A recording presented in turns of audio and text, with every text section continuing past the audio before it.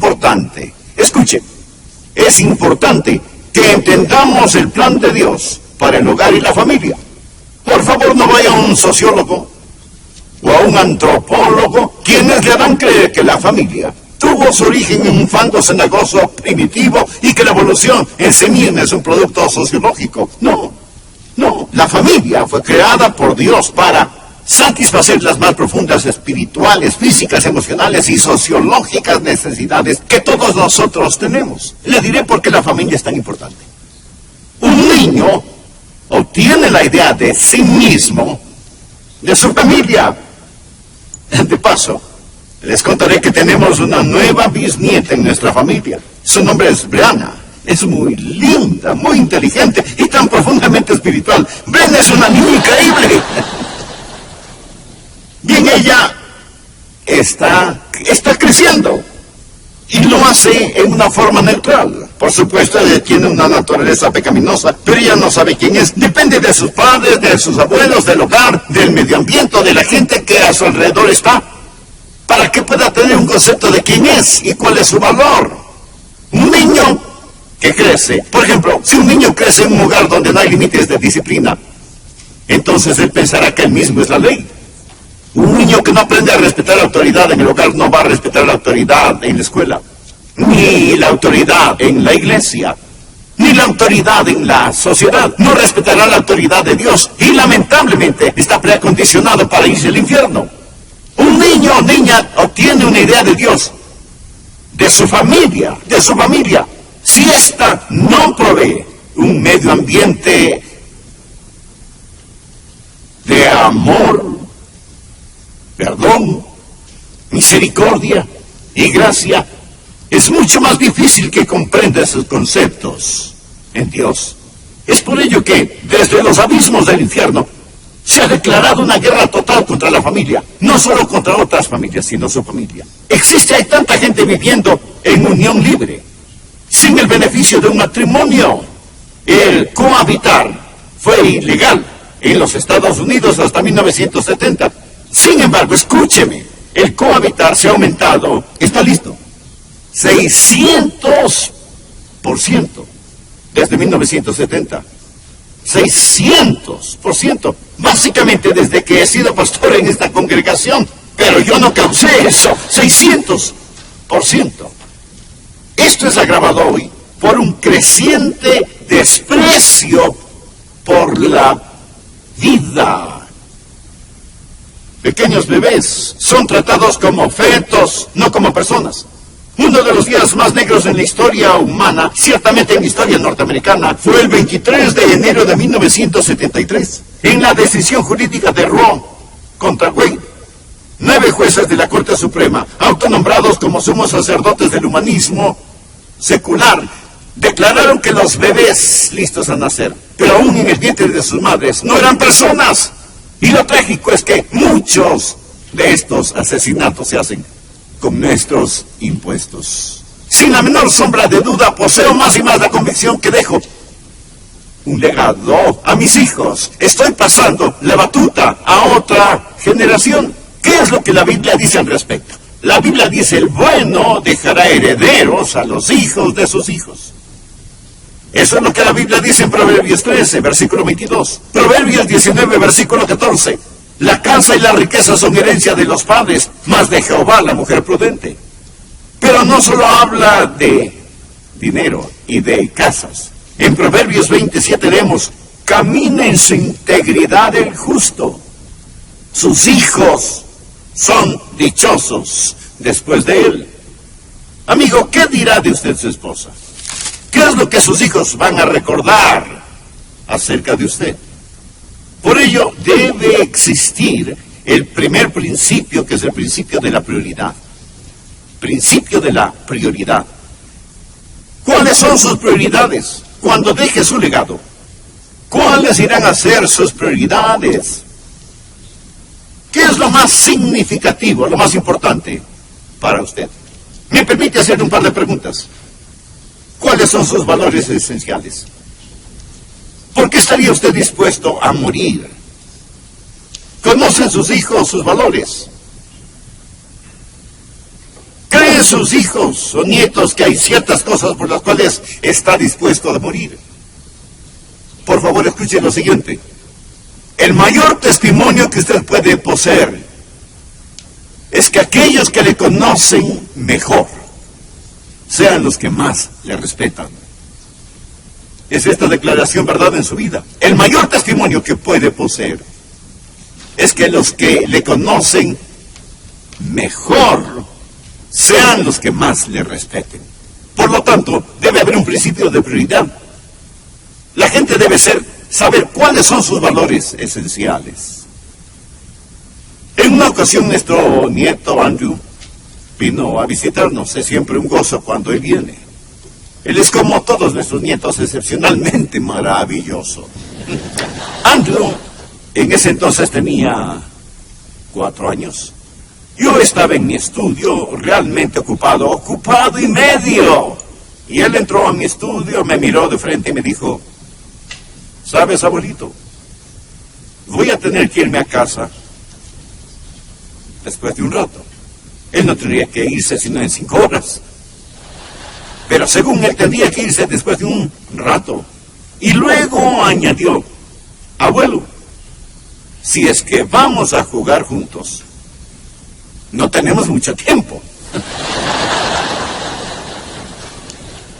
Mire a mi nieto, mire mi escritorio, dejé mi lápiz, dejé lo que estaba haciendo, salimos al jardín, jugamos y después vimos a ver Pinocho. Escúcheme, debe haber un principio de la prioridad. ¿Cuáles son sus valores esenciales? ¿Por qué estaría usted dispuesto a morir? Ahora, enganchado a este principio de la prioridad, el segundo principio, es el principio del propósito. Del propósito. Verá, si usted tiene una prioridad y no la acopla a su vida con un propósito, su prioridad verdaderamente no contará para nada.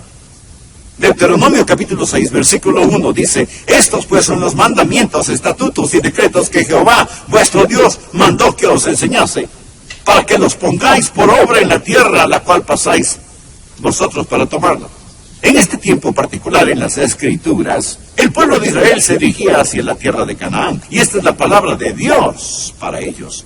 Leamos el versículo 2: para que temas a Jehová tu Dios, guardando todos sus estatutos y sus mandamientos que yo te mando, tú, tu hijo y el hijo de tu hijo, todos los días de tu vida, para que tus días sean prolongados. Pregunta, hablemos acerca de su propósito. ¿Tiene alguna meta en la vida para usted mismo? ¿Tiene algunos deseos para sus hijos? ¿Cuáles son los deseos que tiene para ellos? Usted dice: bueno, yo oro por mis hijos, pero ¿por qué ora por sus hijos? ¿Ora por la salud de ellos? ¿Ora por el bienestar de ellos? ¿Ora para que ellos sean famosos y puedan tener una vida fácil? ¿Cuántos podrían orar y decir: Dios, qué bendición sería si llamaras a mi hijo al ministerio? Si llamaras a mi hijo o a mi hija al campo misionero. Algunos piensan que eso sería una pérdida colosal. Pero la Biblia dice que los hijos son como flechas en las manos del guerrero. ¿Cuál es su ambición para sus hijos? Quiero unirme al apóstol Juan, quien dijo en 3 de Juan 1:4: no tengo yo mayor gozo que este, el oír que mis hijos andan en la verdad. Se lo he dicho al Señor muchas veces: no me interesa demasiado si mis hijos son ricos y exitosos. Solo quiero que te conozcan y te amen. Mi esposa y yo tenemos metas para nosotros. Tenemos deseos para nuestros hijos. Nunca fije metas para sus hijos. Nunca. Nunca fije metas para otros. Porque usted no puede controlarlos. Se frustrará. Tiene metas para usted mismo y deseos para otras personas. Yo deseo hijos piadosos. Yo seré un padre piadoso. Puedo hacer eso. No tengo que depender de nadie más. Por la gracia de Dios puedo ser un padre piadoso. Tengo metas para mí mismo. Tengo deseos para mis hijos. Hay un principio de propósito. Oh Dios, que mis hijos puedan conocerte y amarte. Esta es mi meta, mi deseo. Si llegan a tener riquezas y buena salud, bien. Si pueden ser felices, bien. Si son famosos, bien. Pero, oh Señor, yo deseo que ellos te conozcan y te amen. Lo deseo con todo mi corazón. Veamos el tercer principio. Hablamos de cómo dejar un legado. Y el siguiente es el principio de persuasión. Principio de persuasión, porque debe persuadir a sus hijos si es que va a dejar un legado.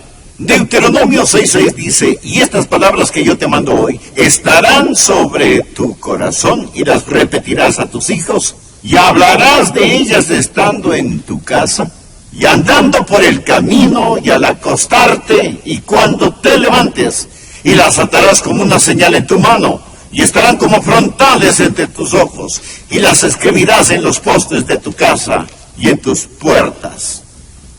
Verán, usted comienza enseñando a sus hijos, aún antes de que nazcan. Usted los entrega al Señor y le dice, oh Dios, quiero que uses a mis hijos. Eso es persuasión. Usted tiene que hacer esto dependiendo del Espíritu Santo. Déjeme leer algo que un padre escribió. Lo he copiado textualmente porque no quiero que pierdan ninguna palabra. Hablamos de persuasión. ¿Y por qué usted necesita orar? ¿Y por qué usted necesita del Espíritu Santo? Un padre escribió, te di la vida, pero no puedo vivirla por ti. Te puedo enseñar cosas, pero no puedo hacer que las aprendas. Puedo darte direcciones, pero no puedo estar ahí para guiarte. Puedo compartir metas sublimes, pero no alcanzarlas por ti.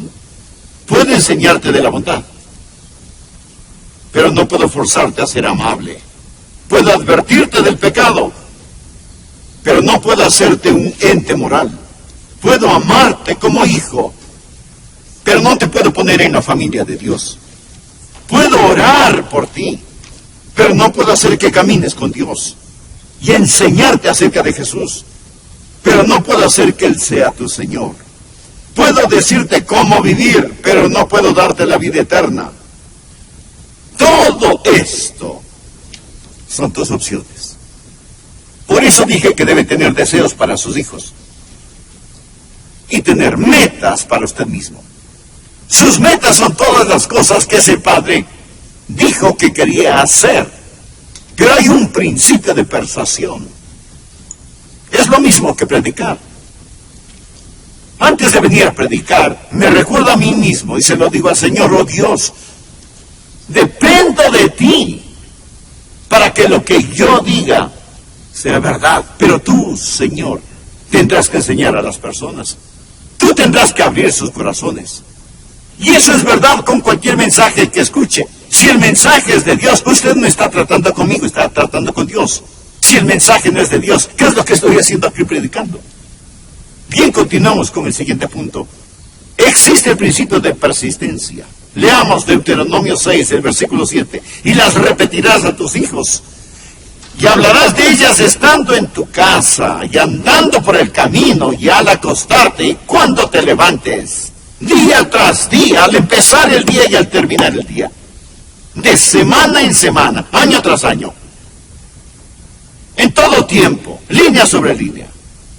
Un poquito aquí, otro poquito allá. Algunas veces pensará que ha fracasado. Algunas veces dirá, querido Dios, ¿en qué me equivoqué? Le diré algo. ¿Por qué habrá puesto Dios a los adolescentes y a los de edad media juntos? A veces digo que la razón por la que los nietos aman a los abuelos es porque ambos tienen el mismo enemigo.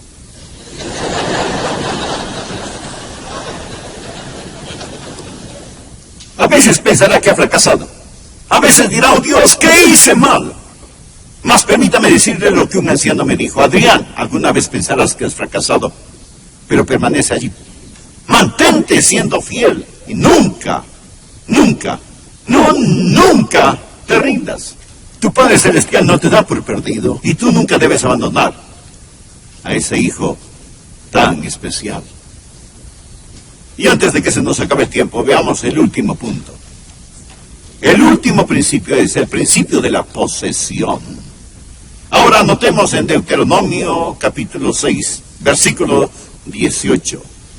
desde el versículo 18. Y haz lo recto y bueno ante los ojos de Jehová, para que te vaya bien, y entres y poseas la buena tierra. Por favor, subraye la frase, poseas la buena tierra. Poseas la buena tierra que Jehová juró a tus padres, para que le arroje a tus enemigos de delante de ti, como Jehová ha dicho. Mañana cuando te preguntare tu hijo, diciendo, ¿qué significan los testimonios y estatutos y decretos que Jehová nuestro Dios os mandó? Entonces dirás a tu hijo, nosotros éramos siervos de Faraón en Egipto, y Jehová nos sacó de Egipto con mano poderosa. Jehová...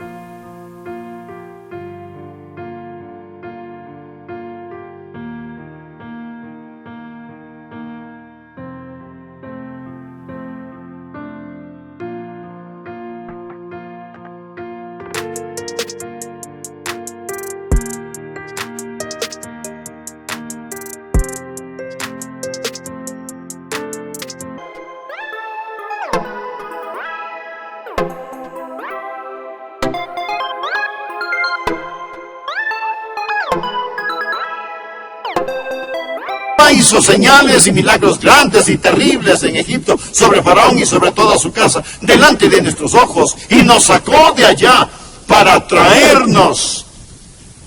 Por favor, subraye también la frase, y nos sacó de allá, para traernos y darnos la tierra que juró a nuestros padres. En este punto vamos a detenernos por un momento, porque esto tal vez es la parte más importante de este mensaje. Hablamos de cómo dejar un legado y del principio de posesión. Dios dice, te voy a dar una tierra, y cuando vayas a ella, tus hijos preguntarán, Padre, ¿por qué mantenemos estas leyes? ¿Por qué mantenemos estas ordenanzas? De lo que está hablando aquí primordialmente es acerca de la Pascua. Usted puede leer esta historia en Éxodo capítulos 12 y 13. Dios sacó al pueblo de Israel fuera de la tierra de Egipto, la cual representa el mundo, la carne y el demonio. Él guió por el desierto a la tierra de Canaán. La Biblia dice que todo esto les sucedió a ellos para que sean ejemplo para nosotros. Esto es una historia. Es historia verídica, pero es algo más que historia. Es una de las más profundas lecciones espirituales que debemos aprender. Por ejemplo, el Cordero Pascual, ¿qué representa? Representa a Jesucristo, nuestra Pascua, sacrificado por nosotros. Así que cuando ellos pusieron la sangre del Cordero en los postes de las puertas de las casas, cuando comieron el Cordero asado, cuando salieron de fuera de Egipto, los esclavos fueron liberados. Este fue un cuadro de la redención por medio de la sangre, pero tuvieron que cruzar el desierto. Permítame preguntarle, usted verá que esto sucede muchas veces, como pastor lo he visto que sucede muy a menudo. ¿Cómo es que el diablo atrapa a los hijos de nuestras mejores familias? Y no diga que esto no sucede, porque sí sucede en nuestras mejores familias. Hablo de personas verdaderamente salvas, que cantan en el coro, que sirven en el diaconado, que son maestros de la escuela dominical, que saben diezmar, que viven una buena vida moderada, que están disponibles cuando se les necesita. Sin embargo, el diablo atrapa a sus hijos. ¿Cómo es que el secuestrador atrapa a los hijos de las mejores familias de la iglesia? ¿Cómo sucede eso? Bueno, la clave está en este pasaje sobre el cual estamos hablando. Dios dice que hay un principio de posesión. Miremos otra vez, versículo 20. Mañana cuando te preguntare tu hijo diciendo, ¿qué significa los testimonios y estatutos y decretos que Jehová nuestro Dios los mandó? Entonces dirás a tu hijo, nosotros éramos siervos de Faraón en Egipto, y Jehová nos sacó de Egipto con mano poderosa. Ahora, nota el versículo 23, y nos sacó de ella para traernos y darnos la tierra. ¿Me permite decirle cuál es el problema con muchas familias? Nuestras familias han salido de Egipto, pero no han entrado en Canaán. Eso es. Son salvas. Y van rumbo al cielo. Y si usted lee el capítulo 13 de Éxodo, verá que Dios prohibió al pueblo de Israel el celebrar la Pascua en el desierto.